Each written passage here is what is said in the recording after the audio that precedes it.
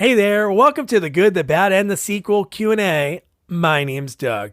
This week's video interview is with actress Monique Parent. Monique is the star of next week's sequel, Mirror Mirror 3, The Voyeur, which stars her as like this sorcerer or witch type of lady, I guess.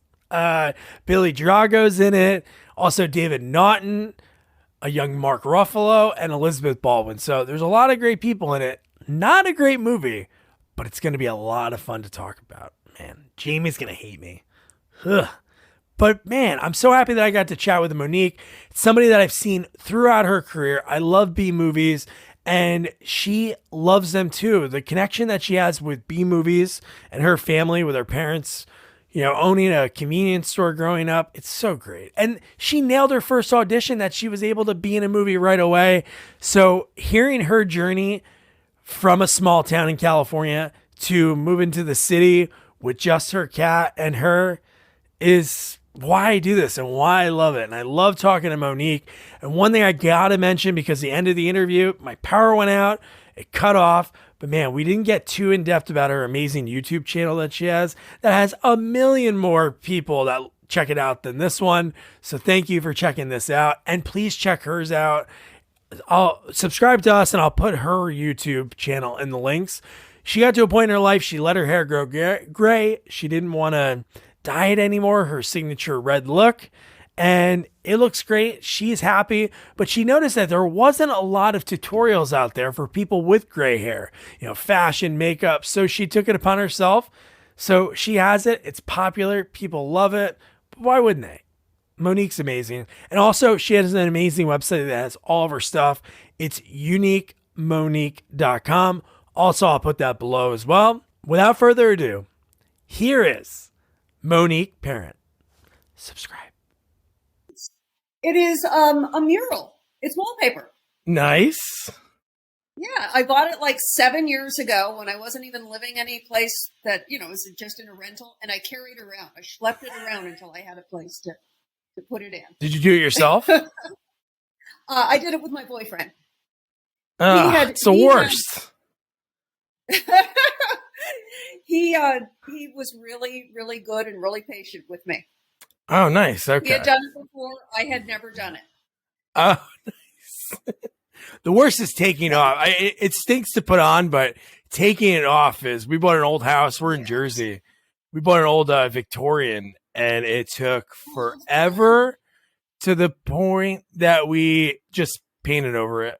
One of the rooms, it was like that vinyl one from like the 30s, so we just painted over it. Yeah. I love peel and stick wallpaper. I did that in my old place. Yeah. And it was awesome. When I moved, I just pulled it off and threw it away. Well, it's awesome. I'm happy that we connected because I'm going to be honest with you. I've known you for years, maybe given my I've been age. around for a long time. Well, you have, but you really look the same. I watched a few of your older things. I watched Mirror Mirror 3, which that movie is crazy. That was a trip. That was a crazy to shoot. Oh, I bet. Yeah. And then another one, we'll talk about more of it a little bit later, but like The Catcher, I don't know how I've never seen that before. It's on YouTube, the full movie, but that is the craziest horror movie ever. Yes. I've been hiding in plain sight for many years. That's awesome. So how did it all begin? You grew up in California, right? Grew up in California, and I was reading glasses. So they're new, the bifocals, and so now for the first time I'm wearing glasses. You are clearer with the glasses on, but I'm used to not wearing glasses, so that's fine. I'm used to everything being fuzzy. I grew up in California. I was 3.5 years old, and I was obsessed with ballerinas. And I demanded that my parents put me in ballet class. And, they had never had a kid before. Yeah. Thought, okay, she's very insistent. Let's do it. And it was just, I was off and running from that point on. I did my first theater production when I was 9. And I was really active with the community theater. Then I moved to Los Angeles when I was 24. Wow. What made was it always theater? Because I know a lot of people, their first love, and really a lot of actors and actresses I talk to, like their real love is theater, but theater doesn't pay the bills. Theater doesn't pay the bills. It does not. You know, it took me a while to learn to find the same satisfaction in a film. I haven't done a play in a long time, and I can't imagine dedicating that much time to something that none of your friends come see.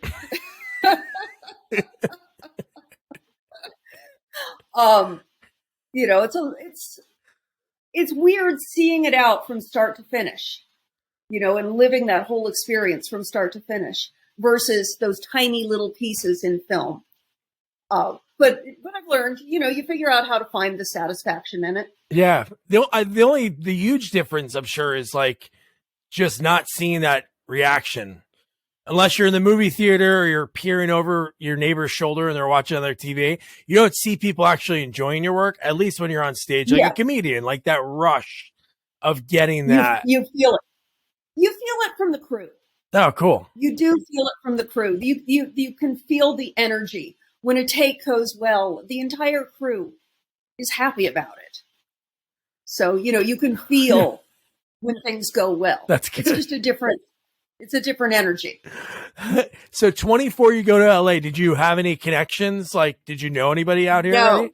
Wow. No, nobody, not a single person. It's like I drove down with my cat, and my cat, you know, we're small town cats. She's looking out the windows like, these buildings are way high up there. So what was your what was the first thing in your mind? Did you have like a first step? Was it like find a job, or did you go right into it? I had worked as an extra back when I lived in San Luis Obispo. I worked as an extra on the film My Blue Heaven. Oh, nice. Steve Martin film. Great movie, yeah. And every scene that I worked on as an extra, for some reason, once the actress came into the room, I was no longer in that scene. But so they kept calling me to set. And finally they said, okay, let's just make her be a stand-in. So I worked as Carol Kane's stand-in, which was terrific and way better than being an extra. And, you know, I got to be right there and learn so much. And that was super exciting. So when I was on that set, somebody, Seth, I can't remember his last name. Here it is 31 years later. He told me to go to the Beverly Hills Playhouse. And so I came, and as soon as I moved to LA, I went to the Beverly Hills Playhouse, and I immediately started studying. And it was wonderful. The stand-in thing, I talked to a few people, and that was where they learned so much. Like, because until you get to be that person that they're blocking the shots up and setting everything up for, you won't know. So at least you have that opportunity while you're standing there. You're like soaking everything in. Yeah. Yeah. It was just like, yeah, I want this world. Ever since 3.5. Yeah. And I've always just wanted this. I've always wanted to perform. I've always felt, you know, I would be that little kid who was in the front yard playing princess and being, you know, dramatic. I've always just been that way. So you go to the Beverly Hills Playhouse. How long were you there before you were starting to audition, like when you got Secret Games? I spent a year studying before I ever went out on my first audition. And my manager, Robert Lombard, who still represents me. Nice. We have separated and gone our different ways, and then we have come back together. Nice. So he still reps me for some things. He's like, okay, do this one project. You know, we don't ever want you to do nudity, but you'll do it this one time because you're going to get your SAG card. So I auditioned for it. And on my first audition, I booked my first job and got my SAG card, Wow. Nice. which is like impossible to do. I know. Oh, that's amazing. Usually it's like guy at bar, girl at table, and you got SAG card first time out. SAG card right in there. And, it hasn't been, I've never paid the bills as an actor. It's never paid the bills, but I wouldn't trade it for anything. Yeah, you love it. That's that's what it's all about. Mm-hmm. Other people like, play basketball as a hobby. I'm not saying it's a hobby for you, but I'm saying that is your love, Mm-hmm. That's so great. Yeah. And then on that movie, you worked with Billy Drago was on that movie. And then obviously years later, you work with him on Mirror, Mirror 3. And it's so cool when I talk to people and I look up and down their IMDb, because I'm serious. Like, I've seen some of the movies you were in, more of the later ones. I actually watched Jurassic City because I chatted with Vernon Wells. So I always like to watch different movies throughout people's IMDb. But one of you, I don't even know if, I think it might have been on YouTube, but Buford's Beach Bunnies. Yes.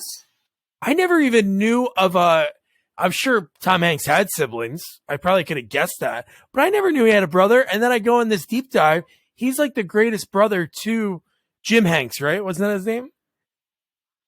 Yeah. So, Jim Hanks. yeah. So he lets him like do like voiceover work for his roles. So that's a pretty cool connection. So yeah, that movie, that was your second. Was that the second thing you did? That was my second movie.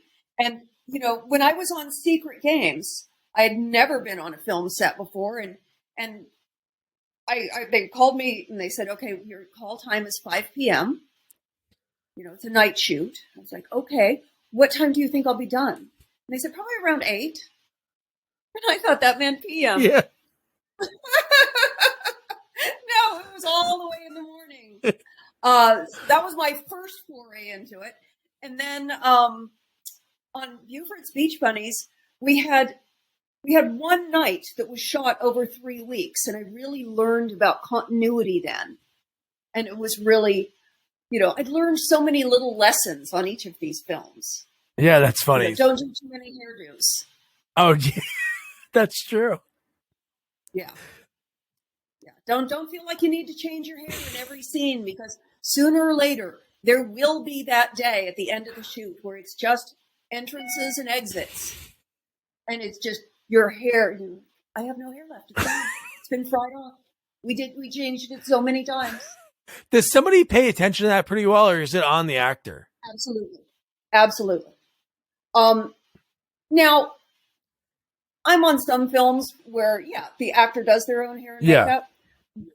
But mostly, if you want a quality film, you have a makeup and hair department. Oh, no, I know for that, but I'm saying, is there somebody that has like a Polaroid of you from day one and they're like, oh, absolutely. Oh, okay. Absolutely. Good. Your hair and makeup team, they photograph you every day. So it's like this look, they would check it every day and they would make sure that this curl always had this little thing and this little, they would, they do it several times a day. Now cell phones, they're just like crazy. It was, when it was a Polaroid, you'd have the wardrobe department would have their own set of Polaroids. Makeup department would have their set of Polaroids. Prop department have their set of Polaroids. Yeah, we went through a lot of Polaroids. Yeah. No, as like a movie lover, and there's a ton of people that love movies and watch them like hawks. There's so many times you're watching, you're like, hey, that glass was just full. Yeah. But it's so hard to match that perfectly. It's so hard. It's so hard. And everybody tries. And sometimes you realize that you messed it up and you just go, you know what? People live for finding that stuff. Yeah, let them find it. Totally. It's going to make somebody's day. Yeah. But again, it's so. Saw the water bottle. Yeah. Oh, the water bottle in Game. Was that Game of Thrones? Yeah. Yeah. That's crazy. See, that's something that doesn't fit. One of those things is not like the other, right? Yeah. I mean, it's like, you got to have one person. Like, your one job is to just, because that's the beautiful thing about filmmaking is that everybody has just one job. Yeah. And they are working to do their one job to the best of their ability, and how everyone comes together to do that. It's always so amazing. And it's so many hands that are involved. It's insane when you really think about like one scene, like one shot. It's crazy. Yeah. And the one thing that's so fascinating, like, again, you went out and Secret Games, your first one, you get your SAG card, but like right from there, you didn't stop working. Were you still doing theater at all, or you really had to give that up? No, I really stopped doing theater at that point. It was just, just audition and work and make stuff. And I was still in class and rehearsing scenes and doing that. It went for a long time. I've had a long run. Yeah, no, like 7. I think it was like in 92, there was a handful. But then in 93, I think it was like 7 credits and then 8 credits. Not like every year there was something. But Night Eyes 3, I really wanted to cover that movie, but it's impossible to find. And that movie I think is cool because I really like Andrew Stevens and Shannon Tweed and Shannon Tweed's sister. Yeah. So I was able to find it I think when I first connected with you a while ago, and I could never find it again. But again, right in that run, you have all these movies that you're on the top of the call sheet. That's so cool. Yeah. Yeah. I've had a very blessed career. Do you have any moments from the earlier part of the career that you, obviously from a really young age, you were like, I want to entertain? Was there a point that you're like, I could really do this?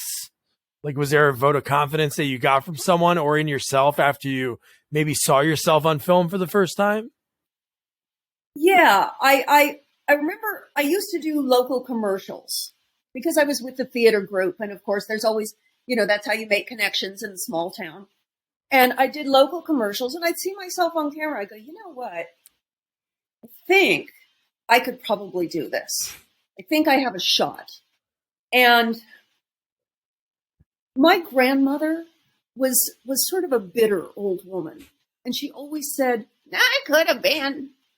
And I thought, you know what? I want to know what I could have been. I don't want to look back on my life and go, I could have been. I want to know. And have I reached the pinnacle of success? No. Ultimately, with my career, it's right around in this level. It's never going to reach this tippy top. But I know what I could have been. And I'm still at it. I'm still creating what I could have been. Yeah. That's true. You never want to look back and say, oh, woulda, coulda, shoulda. You are putting your best foot forward so you can never have, regrets later in life. It's not a dress rehearsal. Do it. Do it. Yes.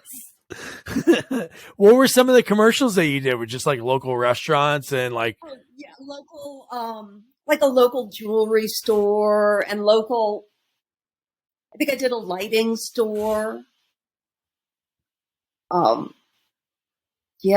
Just local things when I was 18, 19. Oh, this was in your hometown? Yeah, in my hometown. Oh, that's cool. I thought it was when you got to LA. I moved to LA. Nice. Oh, that's cool. I tried a number of things. I tried all the stuff I'm supposed to do. Have a business, work at this job, work at that job. And I just thought, I'm never going to be this age again. You got to do it. Yeah. Just go to LA. And you did it. And then, so during this time, what kind of were you working, or were you able to have a job, like a full-time job, part-time job? For a long time, I was able to make it as an actor. That's great. I've always tried to really keep my expenses low. I was never making bank, but I was able to, cover the rent most of the time. Yeah. and do something that you love doing. Yeah. Yeah. Eventually, I sold clothing. There are these things in Costco called road shows. So I was a person who went around Costco and I would sell at road shows. So it was sort of temp work. I did that for a lot of years. I did it with clothing and then I did it with blenders. I'm sure so many people, you have such a face that you can't forget. I think it's your I think it's your eyes, because you can play a role and be like, when I watched Jurassic City, you were like this very sultry, like kind of, I don't even know what because it really didn't show really what your character was. You were just guessing because you were in a jail cell. It was just like, she was in the drunk tank. Yeah, just in the drunk tank. But then even in like watching Mirror Mirror 3, you have I don't know, your eyes are very memorable and like very engaging. So I know if I saw you at a Costco, it could have been the late 90s or the 2000s. I'd be like, oh, I knew who that is. Yeah. Yeah. So that must I hear it a lot of times. Yeah. Now, so Mirror Mirror 3, just, I thought it was pretty cool, because I don't know when you signed on to do that one, if they give you like the previous movie and say, hey, do you want to watch Mirror Mirror 2? Yeah. They didn't give it to us, but I think I went to Blockbuster and rented it. And I watched it and I was like, okay, it's in. I wanted to do more horror movies. Yeah. It's like, okay, I want to do a horror movie. And it was just it was one of the weirdest shoots I've ever been on. We had 2 directors. We were shooting in 2 locations. We would run back and forth between these 2 houses that were next door to each other. And it's, I just never felt like it was just the strangest experience. Yeah. No, you can see that on screen. But the thing that was crazy when I saw that on your IMDb, when I reached out to you, and then I was like, wait, Mark Ruffalo, again, Billy Drago, David Naughton, and Elizabeth Baldwin. And then I'm like, let me see the previous one. Oh no. And then I clicked on Mark Ruffalo's. I was like, this has got to be his first movie. Then I'm like, wait, he's in the second one? And I'm like, Roddy McDowall's in the second one? So it's pretty amazing that they were to get all these people. Yeah. Yeah. They really had a kind of an amazing cast. Yeah. And your husband in the movie, that scene, I don't know what director shot that or if any of the directors were like good to work with, but that scene when they're shooting the guy in that like opening, it's in the first 10 minutes, but they're I have to rewatch it. I haven't seen it in 4 to 5 years. Oh, it's on, you can get it. It's on an app. It's on Plex TV. I can tell you the link, Okay. but it is crazy because the guy, your husband, is shooting a gun and each shot is a different gun sound effect. One sounds like a shotgun. It's just crazy. Yeah. But that's movie making. I think that's so cool. And I think it was either on Unique Monique, which I love that name for your website. Thank you. I don't know if it was on there or on your IMDb. It was just talking about the VHS boom. And I think that's so cool. There's so many of those movies that got made that were made to go into the VHS store and get rented. Yeah. And some of them turned out to be amazing and memorable. So it's cool that you were part of that when you were coming up. That was that time. Well, when I grew up, before I moved to Los Angeles, I worked in my parents' store. They had a convenience store, and they rented videos there. And I remember going over as Dad would be buying videos to have in his store, and he'd be looking at the books together, and he'd point out like the Shannon Tweed movies, and he'd be saying, "These are where I make my real money." It's like everybody comes in for the blockbusters, but the blockbusters only come out on this day or that day. You know, this was back in the 80s, 90s. Yeah. It's like, so that these B movies, I can move them around on the shelf. And when people come in, they're like, yeah, that's great. So that's where I make my money. And so I always knew when I was doing B movies that I was helping somebody's family, that somebody's parents were making money that way. That's so true. And it was the box cover art. There were so many movies that I rented as a kid for my local video store. They were just so great. It was like they spent more money on the box cover artist than the movie. Always had the greatest box covers. Which one? Full Moon. Oh, Full yeah. Moon. Oh, yeah. Yeah. Yes. And you worked with them down the road, right? You worked with them. Yeah. Those 1313 movies, they're Full Moon, right? Yeah. Yeah. Well, those are Dave Dakota does the 1313 movies. And he's great fun to work with. And the first time I worked with Dave Dakota was on a Full Moon film. Oh, okay. I interviewed one of his like, sound guys, this guy, Audio Andy. I don't know if he worked on that movie, but he worked on a lot of the David movies. I don't know if he worked on any of those 13 movies, but yeah, I know he loves working with David. But it's all about, he is I guess it is in the now filmmaking, but the get it done fast. Yes. You know? Yes. Just because you can make a movie fast doesn't mean it's the best way to make it. That is true. It's true. 3 days is not enough time to make a film. No, it's not. And it's so funny that some of the movies that I really enjoy, like I know you worked with Jim Wynorski on a couple times. A few of his movies he did in like a week, and I'm like, that's insane to think about. Like all these like kill effects, like all within a week you were able to shoot that. Have you seen Papatopoulos? No.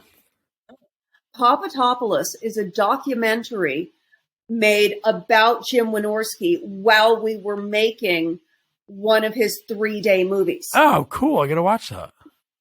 So, yeah, it's a fun documentary. Cool. I talked to Jim, and no, he was very interesting. I love Jim. Oh, I do too. He is a character.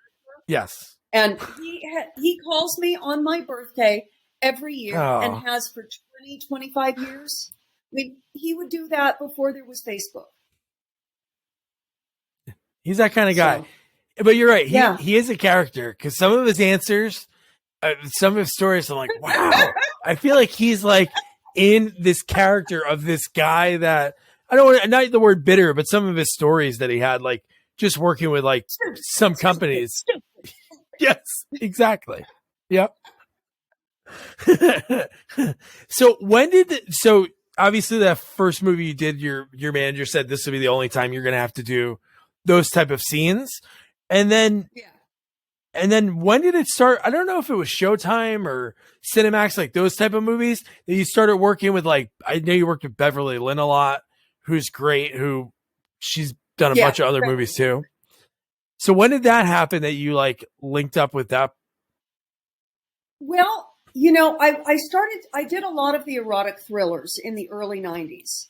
And in the late 90s, early 2000s is right when a lot of the channels, they started wanting to be more competitive with hardcore porn. And they wanted to try to bring in a lot of the women who did hardcore porn into more of these, you know, erotic things without considering that they're really not actors. Yeah. And so there's a lot of really poor quality stuff that got made. I don't have a judgment against hardcore porn. I think a lot of the girls who did it thought it would make their careers better. Yeah. I mean, a lot of girls who enjoyed their career in hardcore pornography thought making a softcore movie would make their careers better. And I don't think they enjoyed working on them. I think they had a much better time working in their chosen genre. I'm sure. You know, it's a lot of times they felt really uncomfortable with some of the acting scenes. But there was this push with a lot of companies to just try to bring in something that was going to be a harder edge. But I think that ended up sort of tanking the whole sort of erotica industry, you know, as far as that sort of softcore thing. Yeah. Because if people want to watch hardcore porn, they're going to watch hardcore porn. And softcore's not going to satisfy them, generally. Yeah. And then they just started creating a bunch of really bad softcore movies that were not good and not sexy and not entertaining. And so people stopped watching them. And then people kind of stopped making them. And it sort of died off. So that was sort of like, you know, that's my decade and a half of the sort of erotic thriller arc. Yeah. In a few sentences. No, I think you're right, because it seemed like that's what it always was. And there was one that you were like the host of one, right? Wasn't there one that you were like kind of like a host and you presented a story, or? There was one. It was Play. Trying to remember exactly. It was Playboy. It was for Playboy. Yeah. And there was a reality TV show, and I was a host, and Greg O'Rourke was my co-host, and it was presented as sort of a comedy. People send in their own home videos. One of those. Help me out here. Like America's Funniest Home Videos, like that. Yeah, like America's Funniest Home Videos, but with sexy stuff. Yeah. And when we auditioned for it, that's what they showed us as far as content. When we showed up on set, when we shot our wraparounds, we had this sort of like sterile studio environment. But two of the other hosts, like one of the other hosts was a hardcore porn performer. And he would be like interviewing people, and then the camera would pull back and he'd be having sex with them. And it was like, okay, wait a minute. If I am in a show with somebody who's doing this, then people are going to think I'm going to be doing this. And I don't want to go down that path. That's a fine path if you want it, but that's not my path. I'm going in this other path. So I bowed out of it. Yeah, I don't blame you. Jesus. How do you how do you like try to pull a fast one like that it's going to be shown in front of the person what's happening? And then it was I don't know, was it Beverly who took over? They continued after I don't remember, but yeah. Great job with it. Very successful, and it was terrific. I just chose to, you have to be careful about how your career is handled. And I've done so much of the softcore stuff that I really have to be careful about walking that line and keeping it away from that because, No, because there's obviously, I think it's more of like a taboo thing. Like people would be like, somebody could turn out being a great actress, and it's like, oh, but you did this thing 10 years ago. I can't get an audition for a network TV show. Really? I don't go up on pilots. They don't bring me in. It's like, I don't exist in that world. And they know who I am. Oh, I know that. I'm sure they do. Get in. So that's why I'm super excited to now be doing Lifetime movies. Yeah, that's great. In fact, I've got one premiering tomorrow. Which one? Is it the one with Sean, or is that coming out next year? The Killer Ambition? Killer Ambition. Nice. That'll be tomorrow. Oh, that's really cool. Yeah, I'll tweet about it. But yeah, I interviewed Sean Kanan, and I know Lindsay Hartley's directing that. And those movies are great. Like that's what I was gonna say. Like when you're in the game for a long time, not a long time per se, but it's so cool. Been a long time. No way. You're ageless, really. But no, and you had like the VHS boom. And then I think with the streaming, and I think with the Lifetime and all these networks, I think it's like such a great time to be an actor because you're going to have that opportunity to work. Yeah. Yeah. There's so much content being made right now. And I'm doing, I do this crazy comedy sort of web series on YouTube.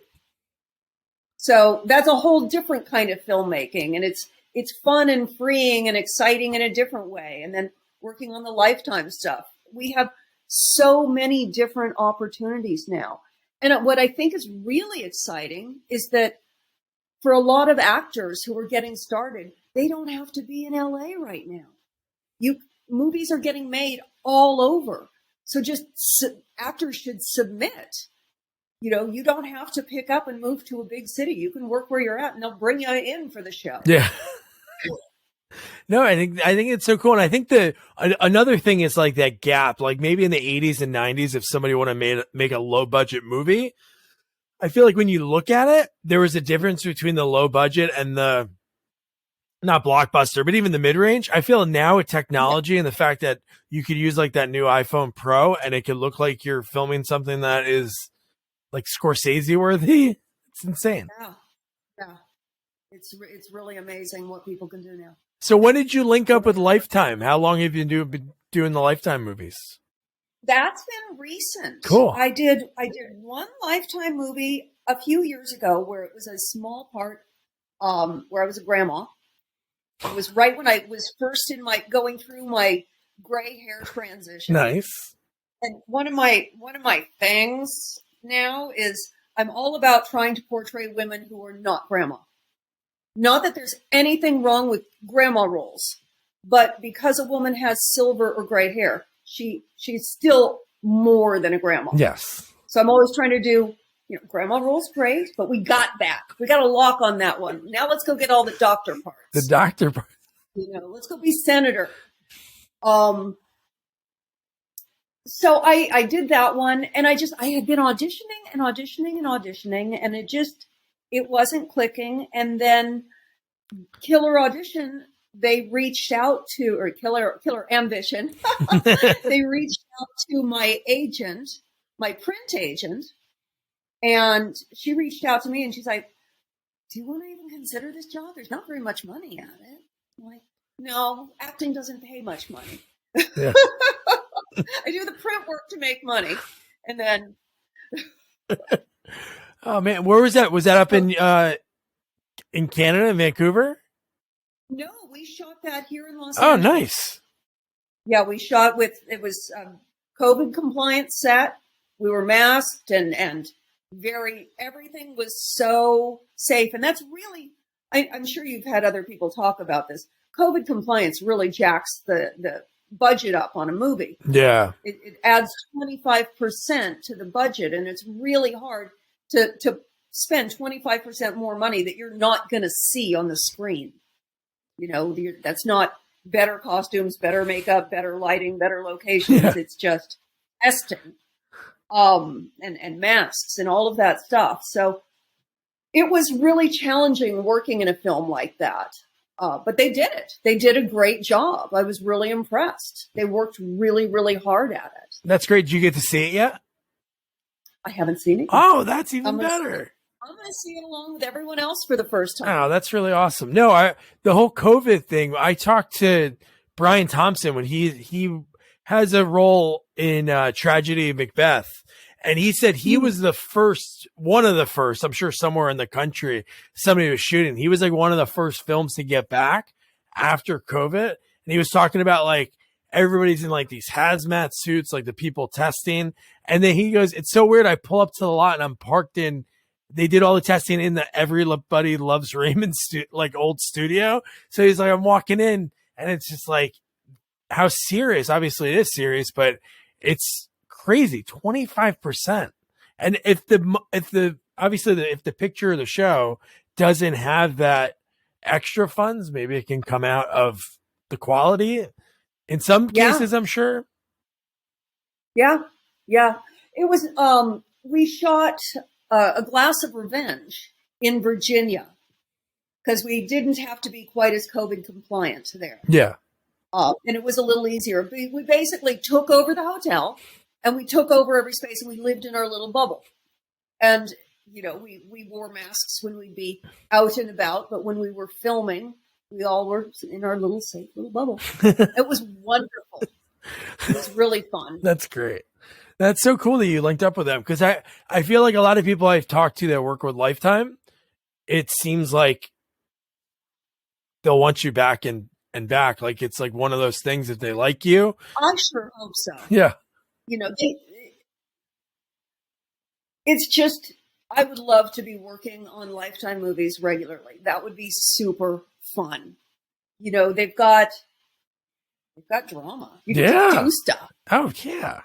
No, my wife loves those, and my mother really loves all those shows. But no, I just think it's so cool. I love the idea of just content being made because somebody's working and somebody is either getting their first job or they're continuing their career or even at the end of their career, and they're still able to work. And that's what I love about it, because you don't get in this business for like the money, because it's so rare to make it. Like the percentage and the number of people that actually live off of it, you do it because you love it.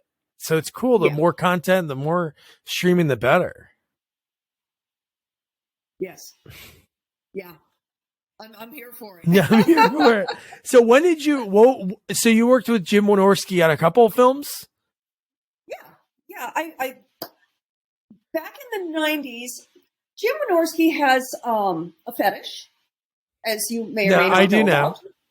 Yes, I think most people do. Yes. And I am not in that world.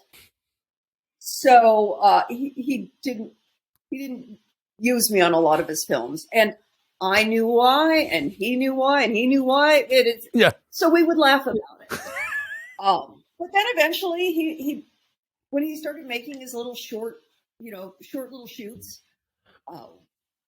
he brought me in, and it was, I had just lost a part. I had just lost out on a part that hurt me deeply. And and right at that time, Jim called and said, "Hey, you want to do this thing?" And I was like, "Yeah," because I need the little emotional boost. Yes. And so that's how I got on the one that was Papadopoulos. Oh. So we shot Witches of Breastwick.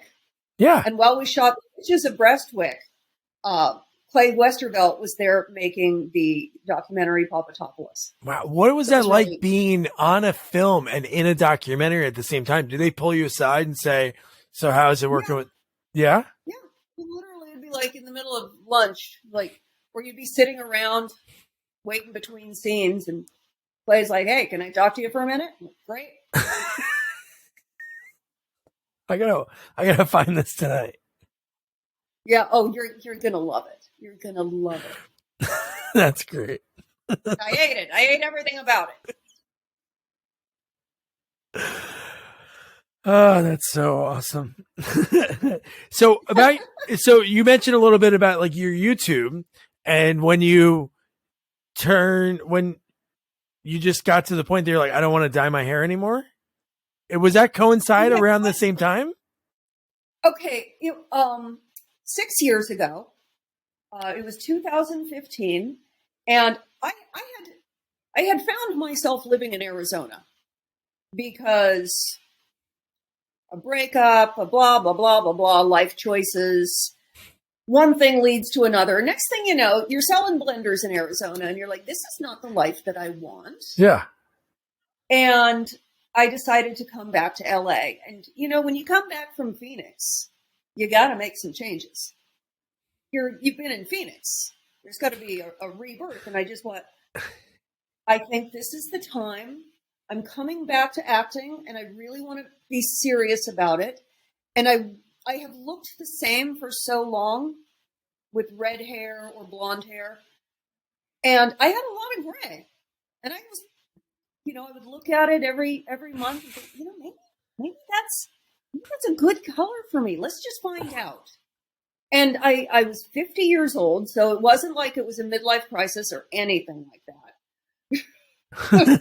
I pretty much shaved my head and then let it just come in. Wow. I cut it super, super short. I left a little floof on top. I bleached it out, and then I colored it, and I colored it gray, and then just let it grow in from there. I was like, let's just see what happens. And you showed up in town. They're like, "Oh, Monique, where were you at?" And everyone's like, so many people had so many opinions about my gray hair. I'm sure. People were so upset about it. I had men I went to high school with who I haven't spoken to since then, sending me messages on Facebook. I'm telling you for your own good. You need to go back to red. This is terrible. It's a terrible life choice. Don't do it. Like, dude, I haven't seen you since you were smoking blunt in the back of a pickup truck. On the way to the beach. I don't. So, geez. People had really strong opinions. And so I took my hair off, and it's growing in. And as I'm living with this very different color on my head from anything that I had lived with, I didn't know what colors to wear. I didn't know what clothes I should wear. I didn't know how I should do my makeup. I got magazines, and I flipped through the magazines, and there's no women there with gray hair. So there's no advice for women with gray hair on how we're supposed to make ourselves look good. So I thought, well, I've been in the business a long time. I've learned something about makeup. I've learned something about hair. And I will just play on camera and make videos and put on makeup, and sometimes it'll be good and sometimes it'll be not good, but we'll all learn something. And doing that, I started to get a following, and it's up to about 285,000 now. And a lot of women have chosen to go gray because of that. So it's exciting that, I made this change for myself, but I'm trying to also represent how all of us look in the public eye, because society keeps telling women they're old all the time, especially with gray hair, especially with wrinkles. And I have such with my entire history of, being sexy, I thought I could really change people's opinion about what it is for a woman to have gray hair.